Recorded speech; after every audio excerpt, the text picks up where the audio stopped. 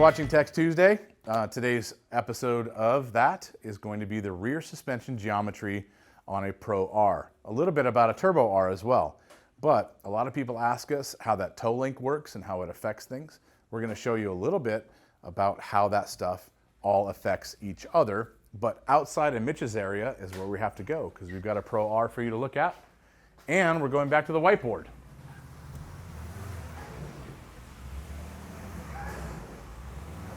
We apologize for the noise, guys, but we are a working shop. We don't stop, and there's a lot of stuff going on in the background. We apologize for any of that. Hopefully you guys can hear us just fine. We'll see if the focus is perfect or not, right? Depends on the phones we're using. So you guys, you know what? You guys that are talking about or have mentioned that our camera work sucks because of the focus, just so you know, it's all on an iPhone. We have no control over that. iPhones do what they do. Heads up. So iPhone life. iPhone life. So Pro R rear suspension. Let's go over to a Pro R and actually show you some of the things we're talking about. On this one, just going to point out some of the stuff that we're going to mention on the whiteboard. So, trailing arm pivot point, rear hub pivot, steering or toe link pivot on the hub.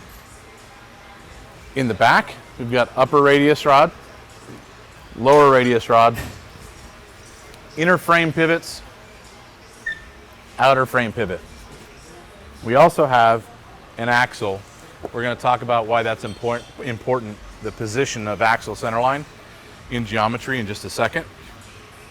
That basically is the simple versions of all the things we're going to be talking about. Now, on the board, Dom, you got something? You got super loud. Oh, should I talk quieter? There you go. Hello. All right. You must have bumped the volume knob. Maybe. Dom. I think so. Are you trained? I got excited. I had all these buttons. Yeah, too many. Okay. I think I lost my. I knew it wasn't me. Got super loud. Hang on, Mitch. Oh boy. Hold on a second. Falling apart. We're falling apart today. Technical difficulties. Tech Tuesday. Apologize. This is true. It is Tech Tuesday. Mitch, you smell so good. Thank you. How do you maintain that great manly smell? Spray. What is spray? Cologne. Cologne. Cologne? Yeah. What cologne do you wear? Curve. I thought it smelled like new car smells. Oh, Great. okay. Well, Awesome. that's cool too. So, over on the board. You guys have any questions, then throw this out, and Mitch will bring it up as fast as we can. But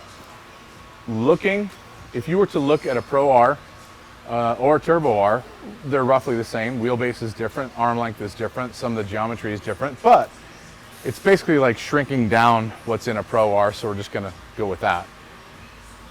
If you were to look at the back of a Pro R from above the vehicle looking down, then what I've got here is the tire, the hub, the inner pivot, the frame pivot tube, trailing arm pivot, and toe link pivot.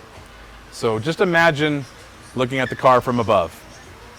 Some of the things that are very important, obviously, that are designed into the vehicle and that you cannot really change without having a lot of negatives. If you were to take the trailing arm pivot point on the frame, come back to the trailing arm rear radius rod link point, or pivot point for the rear radius rod, on that hub, and the radius rod location or pivot point on the frame, you can draw what I've drawn in some red lines here as axis points.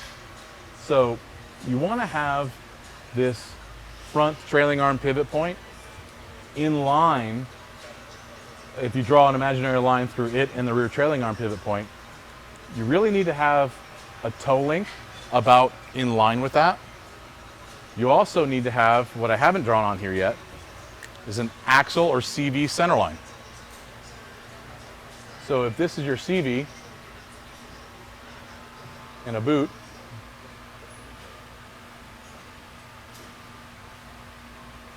That's the spec, right? This is actually engineered drawings, Dom. So you want to back off. Got it. Don't make me put the measurements on here because they're spot on. But one thing that has to happen is along this pivot line from a front trailing arm to a rear radius rod line, if you were to draw this red imaginary line through there, the CV center line, where that CV pivots internally, must be along that line. The reason is if you have that CV set inside or outside of that line, it's exactly the same as doing in a front suspension geometry with a tie rod in the wrong spot. It creates, in the front would be bump steer. In the rear, that means if this is not along that line, if it's inside or outside, it'll start to try and pull the CV apart. You have extension in length as that suspension travels up and down. It'll try and pull the CV or axle system apart. So that CV needs to be along that imaginary line. There's one more pivot line, and that is from the front trailing arm spot to the rear radius rod location. That rear radius rod location, draw a line between it. That CV center line must be on that as well. If it's inboard or outboard of that line, you're going to pull CVs out of the trans, you're going to pull axles out of the CV. Either way, it's a big problem. What do we got? Oh, here. Oh, gotcha. So that's looking from above. Now, let's take a look from the rear of a car. Imagine that you're standing or you're kneeling down and you're looking at the back of a Pro R. This would be your frame, center line, upper radius rod to the hub. And let's say there's a tire out here. Oh, one more mod. You want to change that again? Hang on. More technical difficulties. Hang on 1 second while we fix all this stuff. Dom, Hi. you don't smell so good. I don't. Mitch, can you give some of your spray Spray. to Dom? Yeah. Thank you. Wow, that was bad. So looking at the frame straight from the back and looking at the radius rods across, you might notice on a Pro R that the lower inner radius rod mount is narrower than the upper. The upper is actually wider. On the trailing arm, where the radius rods mount near the hub, they're also slightly shorter on the upper and longer on the lower. This is very important. I'll go over that here in a minute. But what you want to do is draw that imaginary line I did from a vertical view through those outer joints. I'm going to draw that line through the inside pivot points. Your axle CV center line must be on that line. Back to the boots. I'm going uphill, maybe not doing this very well, but at least CV pivots are along those lines. If they are not following those, then they will start to pull them out of the axle. This is something that is an issue when long travel suspension isn't designed properly. If you start to push things out too far and you don't keep the exact pivot point locations, then the longer axle becomes a problem. If you change mounting locations, if you adjust the alignments, if you have an adjustable upper and lower radius rod, and you adjust the top too far in and the bottom too far out, well, that changes all of those pivot lines, and you can start to pull axles and CVs out of the car. So it's important that you try to stay within the factory spec on that and also align it, of course, without pulling axles out.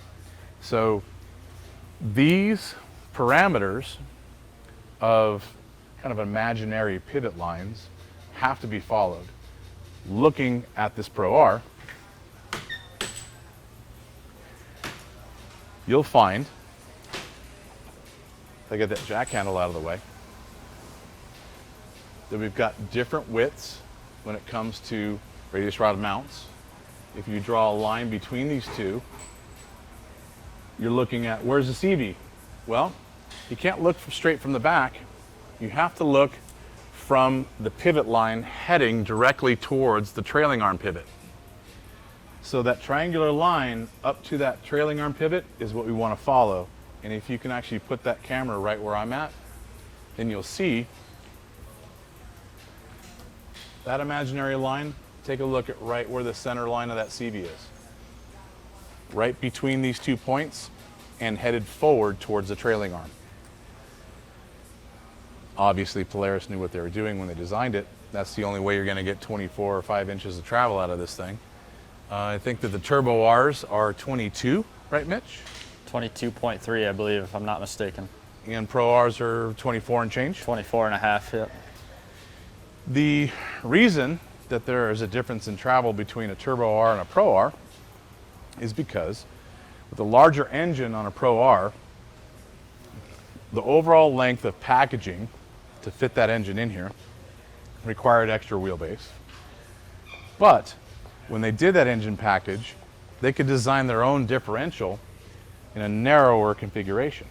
When they did a narrower configuration, that means that these 2 pivot points can come closer to the center as opposed to farther out and be in line with the CV. Wider trailing arm location, wider radius rods equals more travel. So the design of the rear diff on a Pro R with a narrower CV position allows for more travel. Ultimately, it's a longer axle. Longer axle means less angle on the CV. Less angle on the CV means you can travel farther, and you can advertise 24 inches in something that still is within 72 or 3 inches overall. You have a question? I do have a really good question from Chance Smothers. Said, do you think there's a way to build a high clearance trailing arm and lock the toe link since it's not as important for slower rock crawling on the East Coast? So really good. Yeah, absolutely you could do a high clearance system. I wouldn't recommend locking down that toe though. Here's why. Let's go back to the board. If you take that rear hub and for instance, you take that toe link that you're talking about and let's say you weld it to the trailing arm. Now you have a solid link here. It's not going to move. Toe will not change through cycle. What's going to happen is you'll probably get 4 to 6 inches of toe change as the suspension travels through. Even when you're driving slow, it's probably going to be very noticeable. I wouldn't suggest it, but what I would do is continue to maintain the toe link. This being what we're talking about. Maintain that squiggly line of a toe link, but have that toe link be a high clearance system as well. You can put a bend in the tube as long as the tube is solid and very strong. You can have that tube maybe follow your new trailing arm design through that system. It should be strong enough if you're going to use some 120 well chromoly or 188 well chromoly with a bend in it, it should work. I would suggest that you keep the toe link and don't lock it down like you suggested. Toe. One thing that's very cool and very important on the Pro R and Turbo R suspension is that it actually has a toe link which is controlling the toe through cycle. Now, the position of that toe link is in such a place that it is able to hold toe under 1/2 inch, I think is what we measured on this one, right? To give you a comparison, on a Turbo S, we've measured as much as 4 to 5 inches of toe change. As it cycles down, it'll toe out. And that's because the toe is not manipulated or controlled with pivoting hubs. It's a lockdown hub on a trailing arm. As it cycles, it's naturally going to toe out. It's going to toe in as compressed. 4 inches of toe is one of the reasons why, say, a Pro XP or a Turbo S has like a wandering, kind of nasty rear twitchy feel through the whoops. Anything you hit and bounce through and the tires move up and down at speed, the back's walking all over the place because basically the tires are going in and out as you're going over all this stuff and the back of the car doesn't know where to go. So the Pro R and Turbo R system with a toe link controlling that toe, the hub pivots throughout the travel to stay straight instead of being forced out and forced in as it goes through its travel. Mitch. That was actually, so a guy had a question about that. He said, I noticed when jacking up the back of a Pro XP that the trailing arm comes in so far that it almost touches the frame. How bad is that from an engineering standpoint? So what you're talking about, or what he is talking about, is physically a width change. You know, the tires are coming in narrower, fully drooped out at ride height, and at a level position for radius rods is the widest point. Compressed comes in a little bit. So drooped tends to be the narrowest point. You don't want very much of that. I mean, you want as little as possible, honestly. There becomes a point where more travel at the expense of width change is useless. You know, you would much rather have 18 inches of travel with only a few inches of width change than 24 inches of travel with a foot of width change. Because as the tire comes in and out, you're losing traction. You have basically none if the tire is sliding on the dirt. So it doesn't help you, it doesn't give you forward drive if the tire is sliding inward and outward. It's better to have a little less that's actually more controlled than it is to have too much that's not.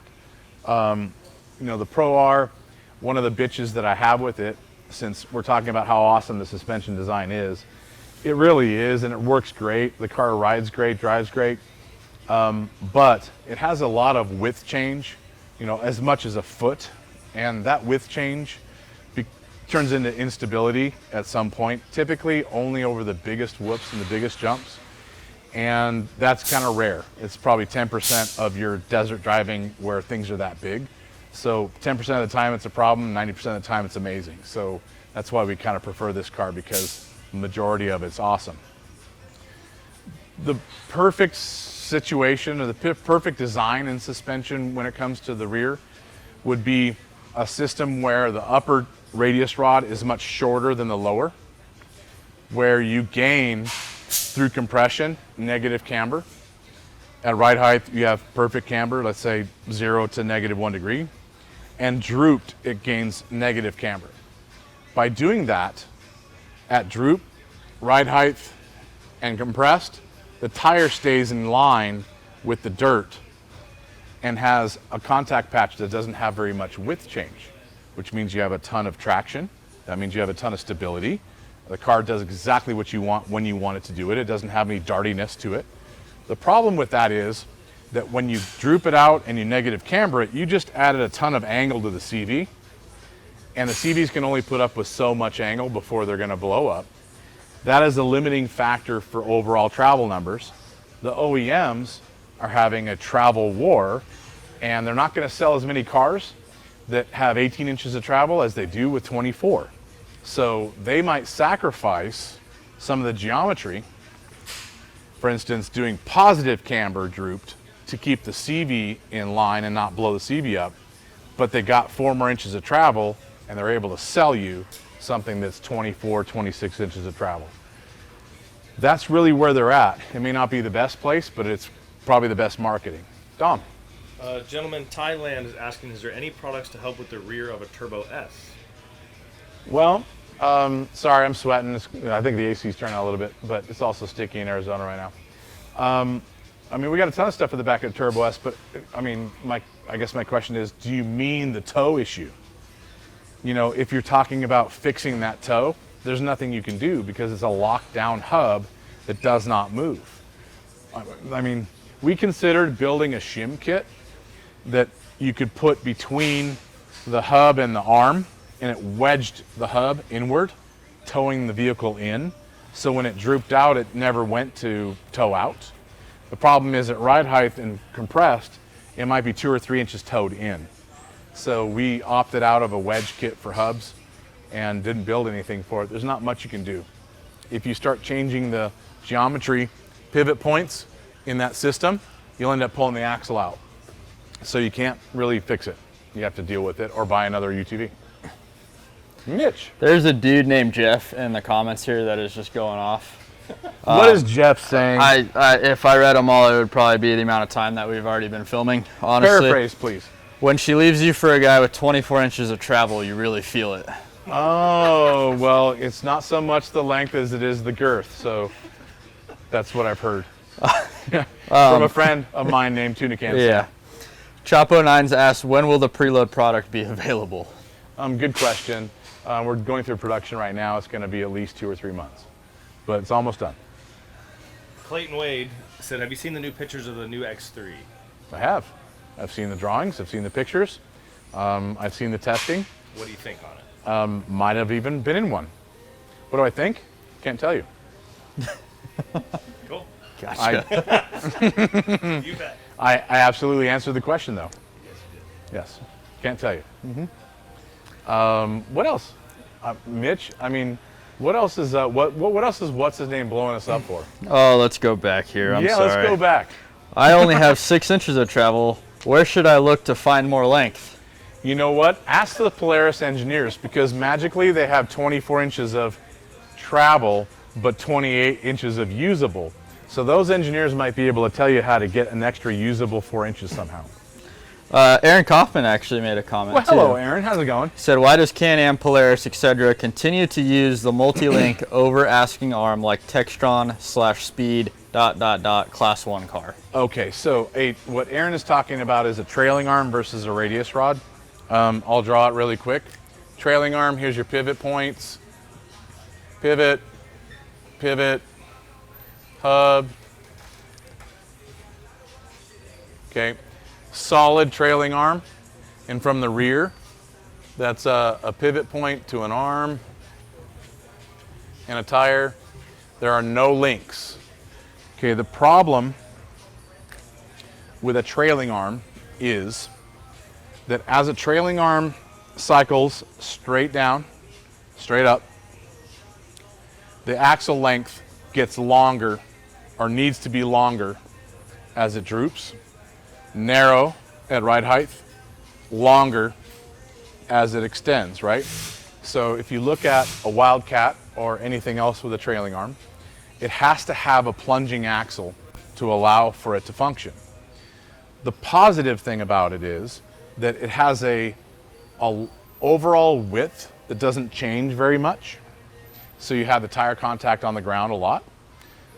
But with CV extension or axle plunging extension all the way at droop, there's limits to what the CV and the axle can do. And you saw that with the initial rollout of Wildcat stuff, that they were pulling CVs out of the trans. They were pulling CVs or blowing up boots because of over-angling. And they had multiple versions of axles throughout that process to get to where it actually worked. There are limitations to horsepower when it comes to a plunging axle. Once you get the axle to plunge properly for a trailing arm, then you run into a problem where more power locks that plunge up and it will not, under load, extend, because it's trying to lock splines together, or it's there's been ball bearing versions tried in Class 1 in the early 2000s on a Jimco, and that stuff works great on the bench when you're cycling it, but you put load to it, then it doesn't move, and that creates a lot of problems. So benefits: it's solid, it's strong, it doesn't have a width change as bad as a radius rod, but it has CV complications with it. When you do a radius rod system, you don't have any CV problems, but you have width problems. So there's pros and cons on both. What would I do? WWJD. I will tell you this. I don't think that trailing arm is my favorite system. I think I would rather go with a radius rod system because you're going to get a little bit more travel out of it. But I would go with a radius rod system that has a negative camber gain at both droop and also compressed.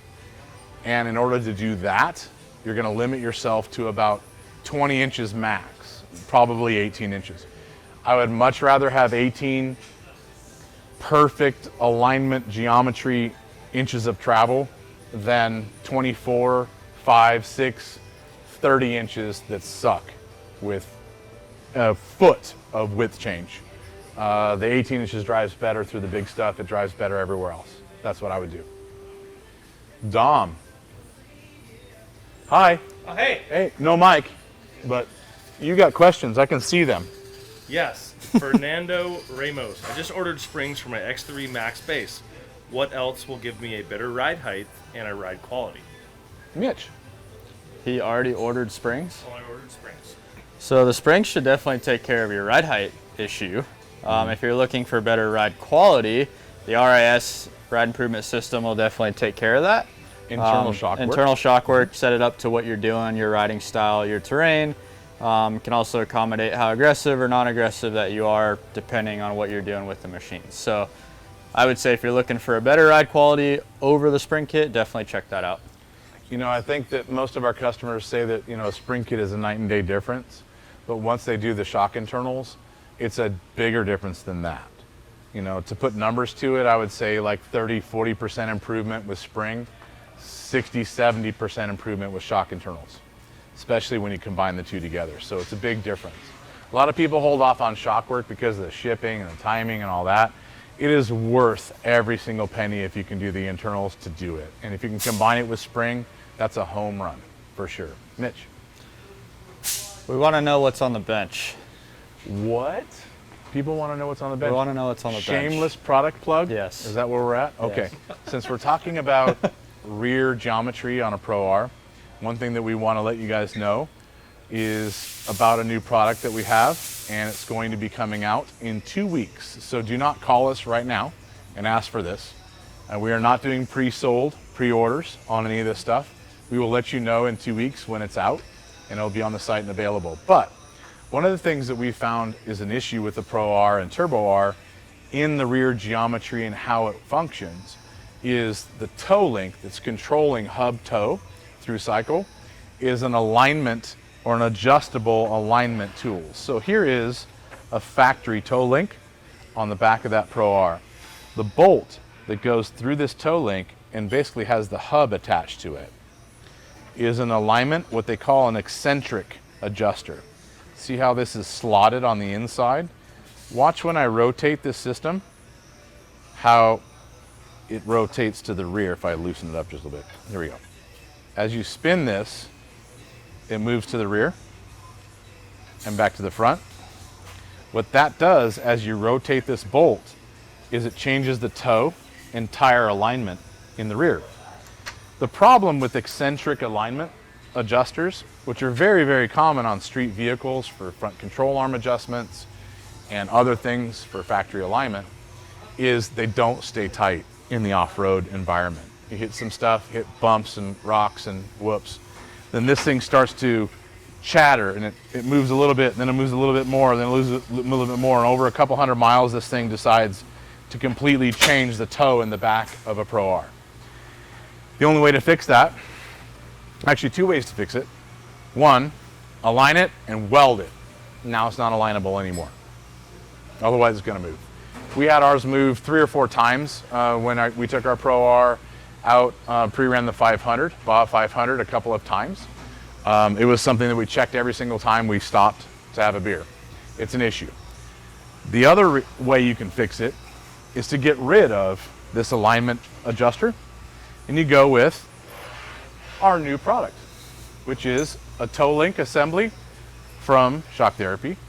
Notice as you spin this bolt, nothing changes. Where you get the alignment from is the right hand and left hand threaded assembly. This is like a tie rod, so with these loose, you can grab the middle and rotate it. Rotating this, extending and contracting it. Lock down, jam nut, left and right hand assembly does not move. You don't have to weld it shut. That stuff is race proven, and that's what we designed. In addition, on this product, if you look, this clevis is machined out of one solid chunk of 4130. So high carbon steel, very, very strong.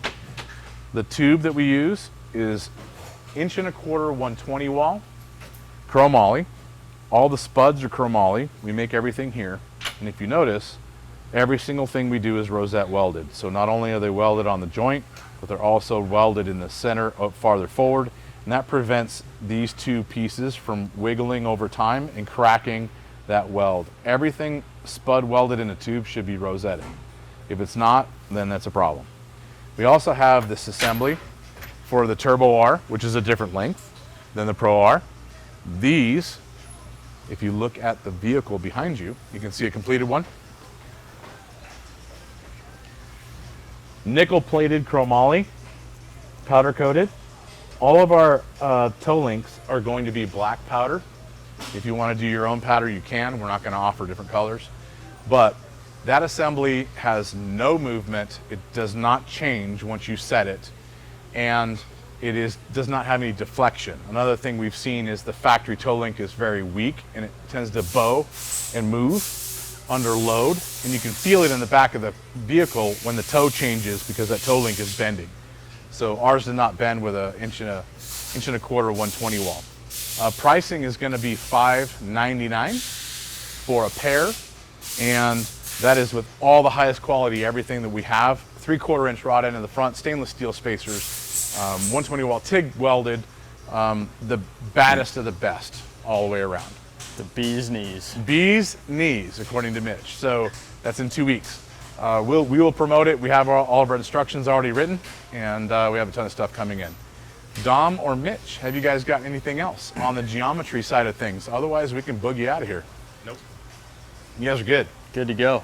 So since Steve is not here because Steve is on a 2,000 mile. Oh, he did chime in and he said hi from Wyoming. And then Bryce Rogers also waved from UTV Takeover. Oh, very cool. So we do have a crew at UTV Takeover in Oklahoma. Please stop by. That's Takeover, right? UTV Takeover in Oklahoma. Stop by that event. See all of our people at the semi. Make sure you walk through the semi because it's a full display vehicle. It's got all our stuff inside. You guys can answer your questions. You can sit down and have a chat. Also, Steve on his 2,000 mile ride through Sturgis and around everywhere else on the way back. Thanks for chiming in, Steve. I don't know if he's riding his motorcycle right now and watching. He could be. He could be riding and chiming in. But since we don't have Steve to take us out, it is Mitch. Oh boy. All right. right. He has no idea what he's doing. He's going to do it right now. If you'd like to order any of our products, feel free to visit the website at www.shocktherapyusa.com. Feel free to give us a call at 623-217-4959. That's pretty damn good, Mitch. Good job.